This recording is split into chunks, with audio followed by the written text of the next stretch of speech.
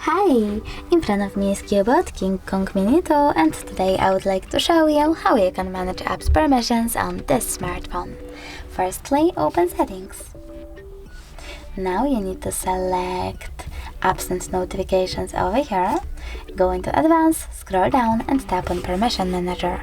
Over here, pick one of your phone's features like Location and select an app, like Calendar. Pick one of the options, Allow only when using the app or Deny. I will go with Allow, so when I go back, I can see that Calendar gained access to this device location if I'm using it. But you can also click on one of your apps, select See All from Permissions over here and manage all of them for this app from here.